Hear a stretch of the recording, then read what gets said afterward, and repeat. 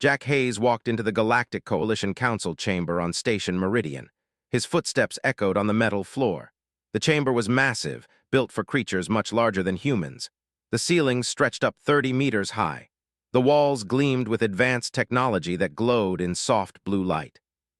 The alien delegates were already seated when Jack entered. Commander Jack Hayes from Earth wore his formal uniform, but it meant nothing here. He was dwarfed by everything around him. The first delegate to notice Jack was Ambassador, a species that stood 3 meters tall. His skin was thick and green, covered in natural armor. When saw Jack, he made a sound that was almost a laugh. It echoed through the chamber like thunder. "Is this the human?" asked the other delegates. "It is smaller than I expected, much smaller." The other delegates turned to look at Jack. There was a being made entirely of crystalline structures. Light passed through its body in beautiful patterns. Next to it sat members of the Hive Collective, creatures with multiple eyes and hard exoskeletons. Behind them were representatives from 6 other species. Each one was larger than Jack. Each one looked down at him with the same expression, curiosity mixed with disrespect. Jack walked to the center of the chamber. His hands felt sweaty. He gripped his briefcase tightly. Inside were documents that represented humanity's entire application for membership in the Galactic Coalition. These papers contained proof of human intelligence, human achievement, and human potential. "I am Commander Jack Hayes," he said clearly. His voice sounded small in the vast chamber, but he spoke with confidence. "I represent the human species from the planet Earth. We come before this council with a formal request for membership in the Galactic Coalition." The delegate made a sound like wind chimes. It was their form of communication. A translation device on the wall converted it to human speech. "The humans are from a backwater system," they said. "We have little data on this species. What makes you believe you deserve a seat at this table?" Jack opened his briefcase. He pulled out the first document. It showed images of Earth cities, its technology, and its achievements. He spoke about human history, about how humans had built civilizations, created art, and advanced their science despite living on a harsh world. "Earth is a difficult planet," Jack explained.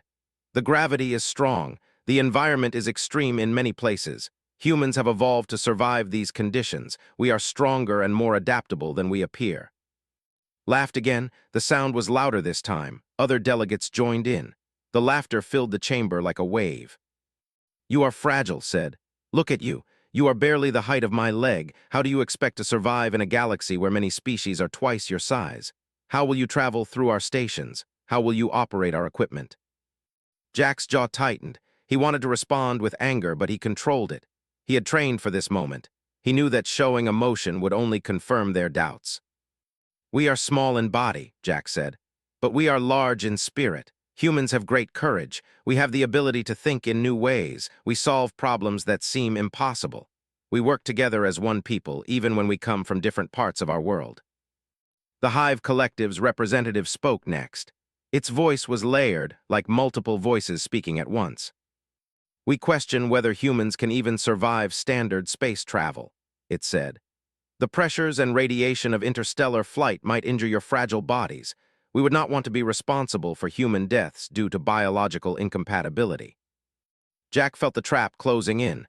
They were not rejecting humanity for being weak. They were rejecting humanity with fake concern, with words designed to sound reasonable. This was worse than outright hostility. "Humans have adapted to space travel," Jack said. "We have technology to protect ourselves. We learn quickly. We do not ask for special treatment. We ask only for the chance to prove ourselves." The delegate seemed to lose interest. It turned to speak with the Hive Collective representative. They ignored Jack completely. The other delegates did the same. Jack stood alone in the center of the chamber, holding documents that no one wanted to read. After several minutes of conversation among the aliens, turned back to Jack. "Your application is rejected," said simply. "Humanity is not ready for galactic society. You lack the size, the technology, and the experience necessary for membership. Perhaps in 100 years your species will be advanced enough. For now, you may leave Station Meridian." Jack opened his mouth to speak. He wanted to fight, to argue, to make them understand.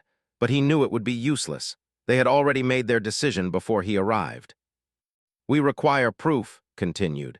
Show us something that matters. Show us that humanity deserves a place among the advanced species of the galaxy. Then perhaps we will reconsider." Jack closed his briefcase. His hands shook with frustration and anger. He looked at each delegate as he turned to leave the chamber. He met eyes directly. "Humanity will prove itself," Jack said. His voice was quiet, but it carried weight. "You will see. We will show you that size does not measure worth. We will show you that small humans can change everything." Jack walked out of the chamber. The doors closed behind him with a hiss of hydraulic pressure. He stood alone in the corridor outside, looking at the stars through the transparent walls of Station Meridian. Earth was somewhere out there, billions of kilometers away. His people were waiting to hear news from the Galactic Coalition. Jack knew he could not return home with this message. Humanity had not come this far in space just to be mocked and rejected. There had to be another way. There had to be something he could do to prove that humans mattered. He did not know it yet, but his answer was coming. Within the next solar rotation, Jack would receive news about a settler ship in distress. He would make a choice that would change everything. A choice that would eventually lead him to stand beside an ancient creature and face down 2 military fleets. Jack returned to the scientific station where Earth had set up a temporary office. Dr. Lisa Grant was waiting for him. She had been monitoring communications from Earth while Jack attended the council meeting. One look at Jack's face told her everything she needed to know. "They rejected us," Jack said. He sat down heavily in a chair and stared at nothing. Lisa nodded slowly. She had expected this. The galaxy was not kind to new species. Advanced civilizations always looked down on younger ones. "I have something that might change things," Lisa said. She turned on a data screen. The display showed images of Saturn's moon and highlighted strange energy readings. "Our deep space sensors picked up an unusual signal. It is coming from one of Saturn's moons. The energy signature does not match any known human technology." Jack looked up from his thoughts. "Alien technology." "Very old alien technology," Lisa confirmed. "The signal pattern suggests it has been inactive for thousands of years, but it is definitely artificial. Someone or something built this before humanity ever developed space travel." Jack's mind began working. This was exactly what the council wanted. Proof that humanity could discover and understand advanced technology.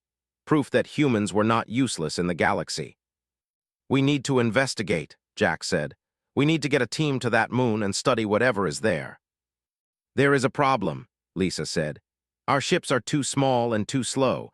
We cannot reach Saturn's moon in time to study the site before the Galactic Coalition sends their own expedition.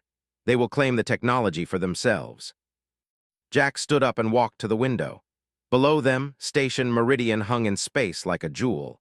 Somewhere out there, beyond the station, a settlement ship was traveling toward Jupiter's moons. He had read about it in the station news feeds. "What if we had help?" Jack said. "What if we had access to a faster ship?" Before Lisa could answer, an alarm sounded. Red lights flashed throughout the station. A voice came through the communication system. "Attention Station Meridian. Emergency distress signal received from vessel Colonial Dream. The ship has suffered critical engine failure in Jupiter's gravity well. The vessel is descending toward Jupiter's moon Io. All rescue attempts are failing. The ship will crash within 1 hour." Jack and Lisa looked at each other. The Colonial Dream. That was the settler ship Jack had read about. It carried hundreds of families, entire colonies worth of people. Jack made his decision in an instant. It was not the smart choice. It was not the calculated choice. It was the human choice. "We have a small rescue vessel," Jack said to Lisa. "It is fast and maneuverable. We might be able to help." "Jack, we have no authority to conduct rescue operations," Lisa said. "Though we'll think we are interfering, we could make things worse." "They are going to die," Jack said simply. "I am not going to sit here and watch a ship full of families crash when I have the ability to help." Jack ran to the docking bay where Earth's small scout ship was kept. He gathered Cole, the pilot, and Sarah Wilson, the engineer. He told them what was happening. Both of them understood immediately. The scout ship launched from Station Meridian, pushed the engines to maximum. The tiny human vessel raced toward Jupiter's gravity well. On the screens, they could see the massive ship, the Colonial Dream, spinning out of control as it fell toward Io. The rescue was desperate and dangerous. Had to maneuver their small ship between the falling vessel and the moon's surface. Sarah worked the tractor beam, trying to slow the Colonial Dream's descent. Jack coordinated communications, talking the captain through the procedure. It worked just barely. The Colonial Dream settled onto Io's surface with a terrible crash. The ship was damaged, but it did not break apart. The families inside were alive. When the rescue shuttles came to pick up the survivors, a tall shipmaster approached Jack. He was massive, even by standards. His name was Kex, and he was the father of a young named. "You saved us," Kex said. His voice was deep and serious.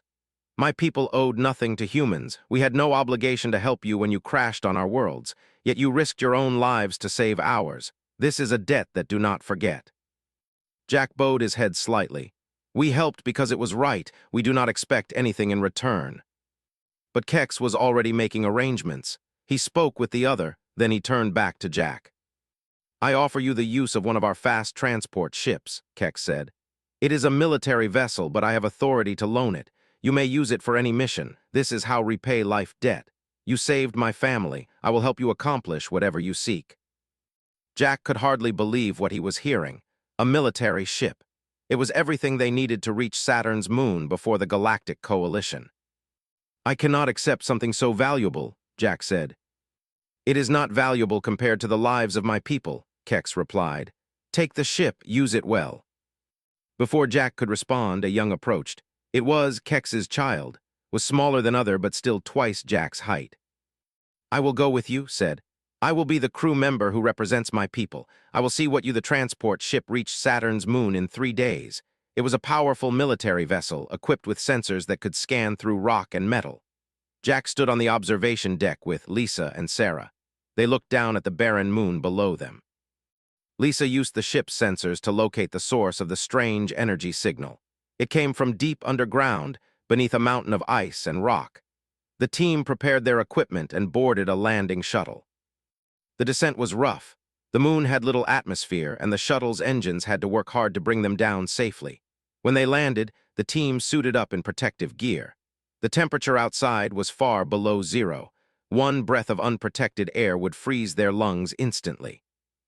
As they walked across the frozen surface, the energy signal grew stronger. It led them to a cave entrance hidden beneath a natural rock formation.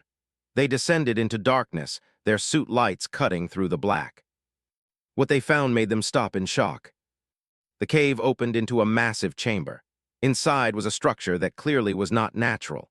It was a building made of metal and stone, designed with geometric precision. The walls were covered in symbols and patterns. Advanced technology glowed softly from within the structure, powered by some energy source that had lasted thousands of years. "This is incredible," Lisa said. Her voice shook with excitement. "This is a construction site. This is an ancient facility." They entered the structure carefully. Inside, they found more and more technology. Banks of machines lined the walls. Some were still functioning, their lights still blinking. The team worked to understand what they were looking at. Then Sarah found it, a central chamber with a massive transparent wall. Behind the wall was something that made them all freeze. A creature. It was immense, easily 30 meters long. Its body was serpentine, covered in scales that seemed to shift color in the light. It had multiple eyes arranged in patterns along its head. Its mouth was filled with teeth like swords. The creature was locked in some kind of suspended state, its breathing slow and rhythmic. "What is this?" whispered. Lisa's hands shook as she worked the ancient computer terminal. She found old records, written in a language that the terminal could partially translate. As she read, her face grew pale. "It is a Terror-class being," she said slowly.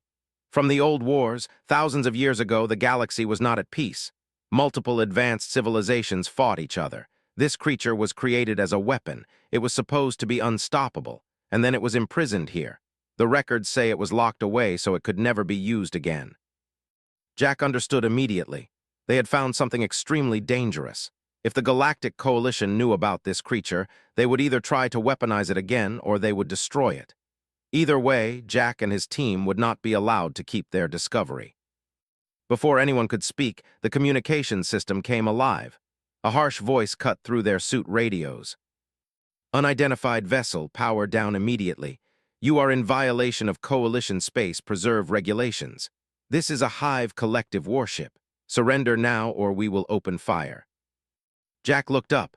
Through the facility windows, he could see a massive ship in orbit above them. It was sleek and dark, covered in weapons ports. The warship had dropped out of hyperspace while they were exploring, and they had not even noticed. "We are here on a scientific mission," Jack said into the communications. "We have made no violations." "You have discovered Coalition-restricted material," the Hive Collective commander responded. "Under Coalition law, all alien technology must be registered and stored in Coalition facilities. You have failed to do this. You are criminals. Surrender the data and the creature, or we will destroy your ship." Jack looked at, the young's expression was serious, but Jack saw something else there. Determination, reached for the communication switch. "This is Son of Kex of the People," said. His voice was calm and strong. "You threaten humans, and this is not wise. I am activating the Life Debt Protocol. I am calling for assistance." Before the Hive Collective could respond, activated a beacon. It sent out a signal that would reach any military ship within range. Jack turned to Lisa. "Get me everything from these computers, everything about this creature, everything about why it was imprisoned." Lisa worked frantically. Sarah helped her, moving from terminal to terminal, downloading data, kept watch, looking for any sign of danger. Outside the facility, on the frozen moon, they heard the sound of explosions. The Hive Collective warship was attacking the transport. The ship was being torn apart. "We have to get back," said. "The ship cannot survive much longer." They ran toward the exit. Behind them, the suspended creature stirred. Its eyes opened slightly. It sensed something. It sensed that change was coming. Then in the black sky above them, a new warship appeared. It was massive, dwarfing the Hive Collective vessel. It was a military dreadnought, one of the most powerful warships in the galaxy. Its weapons lit up, firing at the Hive Collective ship. The Hive Collective warship broke off its attack on the transport. It turned to face the dreadnought. The two warships began a devastating battle, firing weapons that could destroy cities. Jack and his team made it back to the damaged transport ship. They launched immediately, escaping the chaos below. As they climbed towards space, Jack watched the two great warships fighting. "This is going to start a war," Sarah said. "The Coalition will not let this go unpunished." Jack knew she was right. They had discovered something that powerful civilizations wanted to control. They had made enemies of the Hive Collective, and they had awakened something ancient. "Then we need to prevent that war," Jack said. He looked at the data they had recovered. He looked at the information about the creature, and he made a decision that would change everything. "Take me back to that facility," Jack said. "I am going down there alone." "Jack, that is madness," Lisa said. "You cannot go back. The Hive Collective will kill you. The facility is dangerous. That creature is a weapon designed for destruction." "That creature is a prisoner," Jack said. "It has been locked away for thousands of years. Maybe it does not want to be a weapon anymore. Maybe if I can talk to it, if I can understand it, I can prevent this from becoming a war." Stepped forward. "I will come with you." Jack shook his head. "No, you need to help coordinate the response. You need to make sure your people understand what we have found. I need to do this alone." Before anyone could stop him, Jack suited up. He took a small shuttle and descended back to the moon. The ancient facility was still standing, protected by its ancient shielding. Jack entered, knowing that what he was about to do might be the most important thing he ever did in his life. Jack walked through the dark corridors of the ancient facility. His suit lights cut through the shadows. The energy signature of the creature grew stronger as he approached the central chamber. When he reached the transparent wall, the creature was fully awake now. Its eyes focused on Jack. They were intelligent eyes. They contained awareness and emotion. They did not contain the blind rage of a simple weapon. The creature moved. It was slow, like something waking from a long sleep. Its muscles flexed. The transparent wall held, but Jack could see that if the creature wanted to break free, it could. The wall was not holding the creature prisoner through force. It was holding it through compliance. Jack opened his helmet. It was a dangerous thing to do. The facility had some kind of breathable atmosphere, but he did not know its composition. He did not know if it would harm him. He did it anyway because he needed the creature to see his face. He needed to show that he was not afraid. The creature's head came close to the wall. Its mouth opened, showing those terrible teeth, but it did not attack. "I know what you are," Jack said. His voice sounded small in the vast chamber. You are a terror class being. You were created as a weapon in the ancient wars, and then you were imprisoned here. The creature made a sound. It was not a roar or a scream. It was something more complex. It was a sound of sorrow and rage and resignation.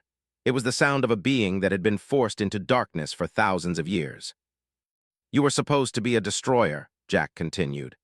The records say you killed millions. The records say you were unstoppable. But then something changed. The wars ended, and instead of being freed, you were locked away. Instead of being allowed to live, you were imprisoned. The creature moved along the wall, following Jack's movement. Jack walked slowly, keeping pace with the creature. I understand, Jack said. I am human. My species is small. The galaxy mocks us. They think we are weak. They think we do not belong. They made decisions about what we are without asking us. They put us in a category, and they will not let us out of that category. Jack placed his hand on the transparent wall. The creature looked at the tiny hand, so small compared to its massive form. I came here to ask you something, Jack said. I came here to understand you, not the weapon, not the destroyer. I came to understand the being that you are, the one that chose to be imprisoned rather than continue to be used for destruction. The creature pressed its massive head against the wall opposite Jack's hand. Even separated by the wall, Jack could feel the power radiating from the creature. He could feel how easily it could kill him, but the creature did not attack. The war outside is coming, Jack said. The galaxy is fighting over you again. They want to control you. They want to decide what you will do, but I am asking you something different. I am asking you to be free, truly free. The creature made another sound. This one was different. It was almost like speech, but not in any language Jack knew. Yet somehow Jack understood. The creature was asking a question. It was asking, what is freedom? Freedom is choice, Jack said. Freedom is the ability to decide what you want to be, not what others force you to be. I can help you escape. I can unlock this chamber, but only if you choose it. Only if you decide that you want to leave, not because you are running away from prison, but because you are running toward something, toward your own existence. Jack walked to the control terminal. His small hands worked the ancient systems. He began entering codes, trying to override the locks that held the creature prisoner. The systems resisted. They had been designed to be impossible to unlock. But Jack worked with determination. He worked with the stubbornness that humans possessed. He worked with the refusal to accept that something could not be done. Minutes passed. The walls began to glow. The energy signature of the creature grew stronger. Then the locks began to open. The transparent wall started to move. It rose slowly, revealing the opening beneath it. The creature emerged. It stood to its full height, 30 meters of power and ancient rage. It could have attacked Jack instantly. It could have killed him with a single movement. Instead, the creature lowered its head and looked at Jack directly. Its eye was larger than Jack was tall. You are small, the creature said. Its voice was deep like the sound of earthquakes. But Jack understood every word. You are the smallest of the small, yet you freed me. You did not fear me. You showed me mercy when you had the power to leave me imprisoned. We are the same, Jack said.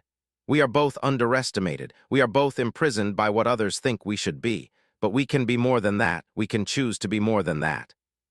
The creature made a sound that might have been laughter. It was not a threatening sound. It was almost gentle. Come, the creature said. We have a war to stop. Jack climbed onto the creature's massive hand. He was lifted high, held carefully in the palm of something that could destroy armies. Together, they walked toward the facility exit. Together, the tiny human and the ancient terror walked out into the frozen moonlight. Above them, the dreadnought and the Hive collective warship continued their battle. Weapons fired, ships were damaged, but neither side was willing to destroy the other completely. The battle was stalemate. Then the creature emerged from the facility. Both ships stopped firing. Both commanders called into station. The galaxy watched through live feed transmissions as something impossible happened. A terror-class being, something that should have been extinct was walking across the surface of Saturn's moon. The creature walked toward the shuttle that had brought Jack to the surface. Jack still stood in the creature's hand. The creature carefully placed Jack in the shuttle and sealed the airlock. Then the creature stood between the two warships. It did not make any aggressive move. It simply stood there, a wall of power and presence between the two forces that wanted to fight. Jack activated the shuttle's communications. "This is Commander Jack Hayes," Jack said. His voice reached both ships. It reached Station Meridian. It reached Earth. "I am coming up to your vessels. I have something to say to you, and the creature will ensure that you listen." The creature turned slightly, acknowledging Jack's words. The battle-ready weapons of both warships powered down. The creature had power that neither the nor the Hive Collective wanted to challenge directly.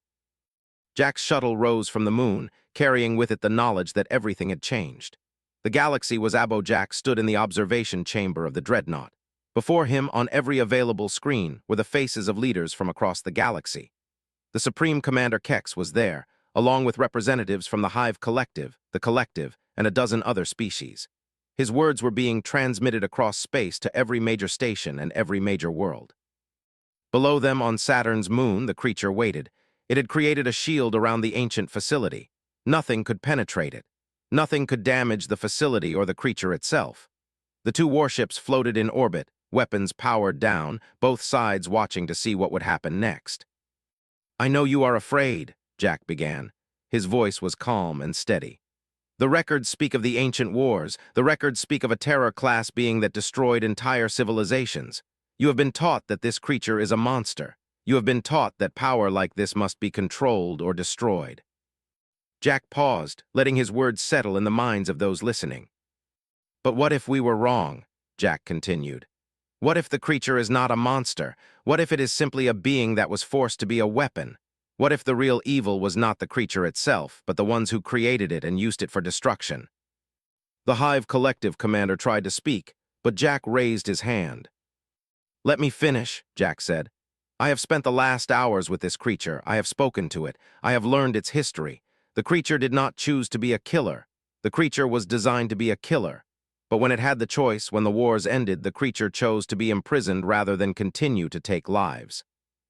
Jack saw reactions across the screens. Some faces showed disbelief, some showed interest, some showed anger. "I am asking you to make a choice," Jack said. "I am asking you to choose to be better than your past. I am asking you to choose peace instead of fear. The creature will leave this place.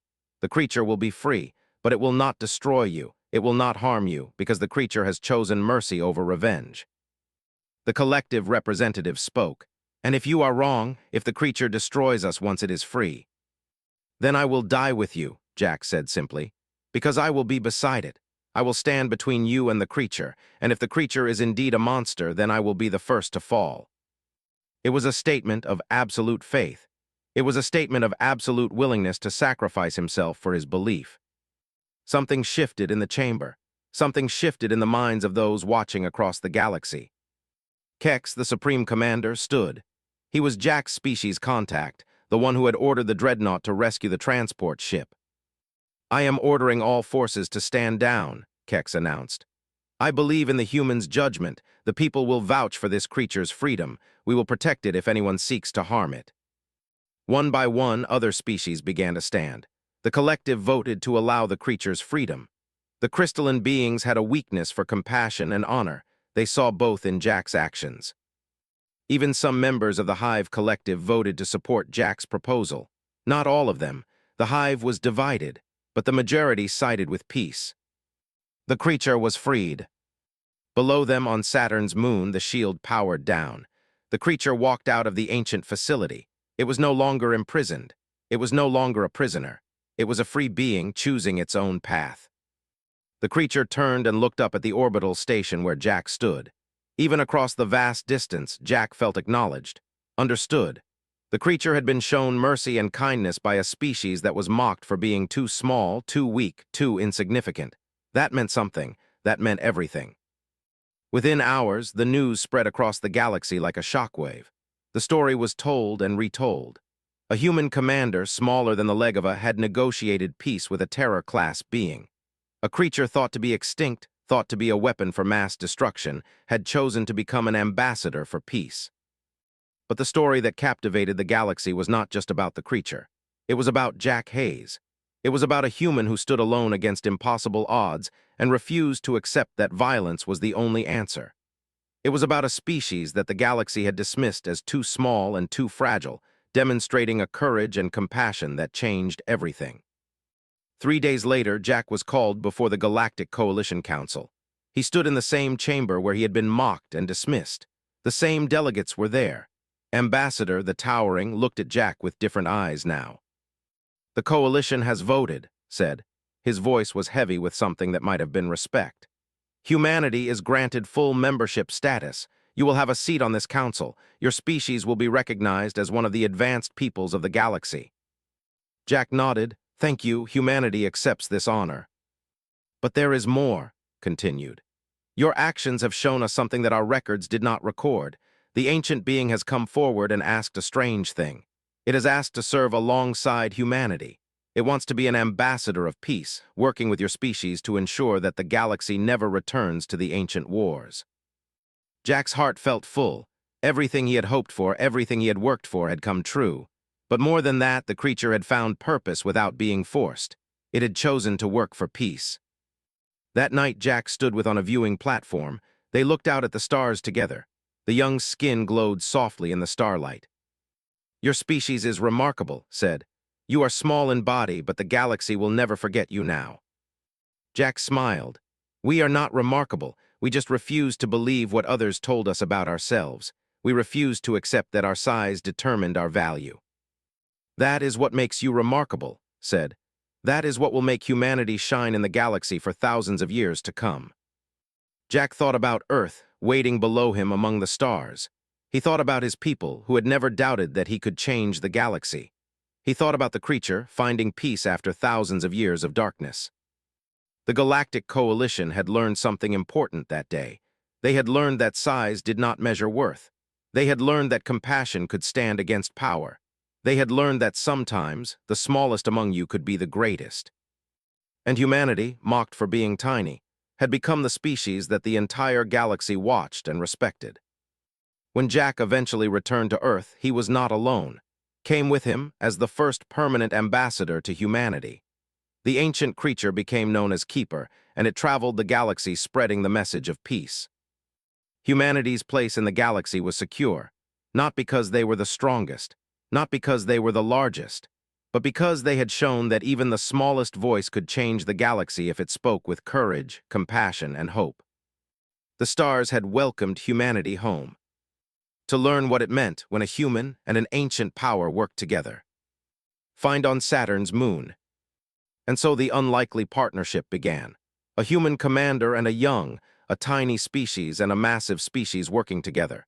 They did not know it then, but this partnership would change the entire galaxy.